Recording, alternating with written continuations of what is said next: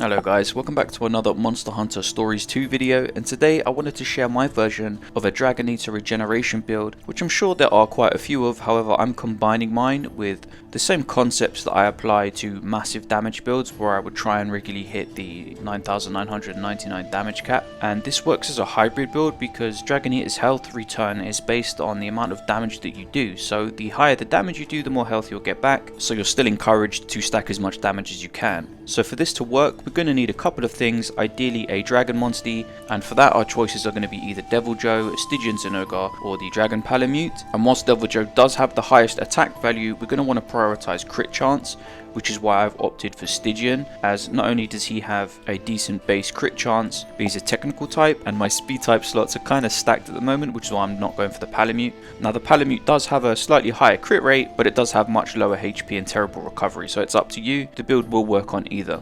Next we're going to need our passive skills, which will be Critical Eye XL and Dragon Boost XL. They're self-explanatory, but then we want All Out XL, which is the highest passive damage modifier we can get, followed by Vicious XL. Now there are other damage modifiers that are superior to Vicious XL, such as Salt in the Wound, though you will lose further bingo synergy to have that in. And Vicious XL is going to contribute to the massive numbers when landing a critical Dragon Eater during a head-to-head, when we have all of the debuff modifiers active on the target, which we'll get into shortly. Just remember, you can do whatever you want. You can slot in Salt in the Wound instead. Finally, for passives, we want critical healing. That will serve two purposes. Firstly, it will supercharge the healing on a critical Dragon Eater, but also when using our other skills, we're still capable of regaining a bit of life from those, and we should be critting most of the time. Again, there are other skills that do a similar job, like the healing gene that returns health after each turn, but again, you'll be losing dragon bingo synergy. And element bingos, by the way, are far superior to type skill bingos, because elemental bingos are applied to your kinship skill and type bingos are not. So if you ever have to choose between type bingos or element bingos, always prioritize the element. Now let's move on to the active skills. This is very important. Pump Up, the highest damage buff modifier in the game. I'm not sure the exact attack increase, but I think it's in the range of 75%. Now there is another buff skill that you could consider called Dragon Surge, not to be taken in place of it but alongside of it, which is a very good skill. It does stack with Pump Up in the sense you will see crit chance boost, defense boost, and dragon attack increase. The issue with Dragon Surge, however, when running it alongside Pump Up, is it becomes very difficult to stack these items efficiently, because you're going to be juggling the two buffs and then two debuffs that we also have on this build, which all need to be active at the exact moment you decide to unleash either your Dragon Eater or kinship skill. Another thing you want to take into account is you can apply the same buffs that Dragon Surge gives you with a hunting horn,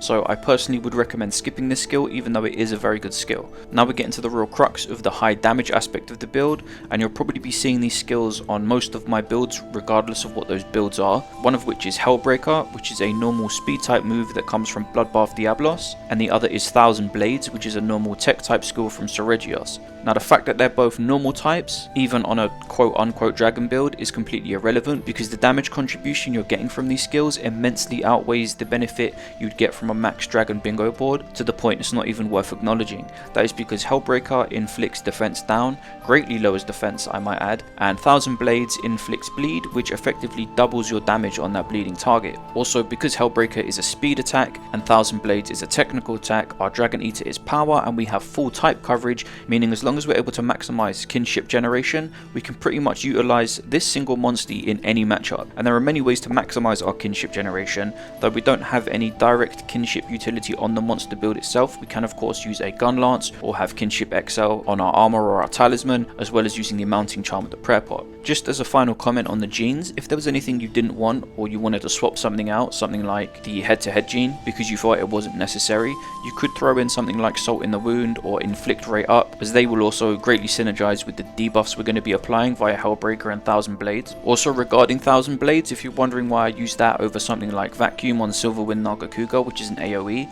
is for two reasons. One, as explained, Thousand Blades is a tech type which offers us full type coverage, and the second reason is it costs far less kinship to use, and kinship is very important to balance out all of the skills we utilize in this build. So in regard to playstyle, I'm not going to give an advanced guide here on how to play the game, but in terms of applying the build's potential in combat, you want to start with Pump Up, building as much kinship as you can along the way via petting your monster or winning rider head-to-heads. With Pump Up active, you then want to land a Hellbreaker to inflict the defense down, and then you want to stack bleed onto the target with Thousand Blades, and that's when you want to land your Dragon Eater or your kinship skill depending on what you're going for. In the right circumstances you'll see just how much health can be recovered. In this example we've gained back almost 3 times our max HP bar, and in other situations the damage is no joke either. For example, if you wanted to utilize the rider mechanic to build up to level 3 kinship, try and apply pump up and bleed, and you'll frequently see the damage cap numbers or close to it if you're max level. Bearing in mind I'm not max level, and even so you can even see those numbers on non-criticals with dual kinships with an NPC in co-op expeditions. Like in this clip with an NPC on Call of Taroth, Corv was standing, so I wasn't even able to get the auto crit, and there was no elemental advantage. Didn't have all of the debuff modifiers active. I think I only had pump up on and the bleed effect active, and activated the kinship at level 1, and with a non-crit, no elemental advantage, it was still hitting 9k plus, which is fairly impressive. So all in all, I recommend you try this build if you like the concept. That's pretty much going to cover it for this video. The next video is probably going to be a guide on how to maximize your rider damage as much as possible.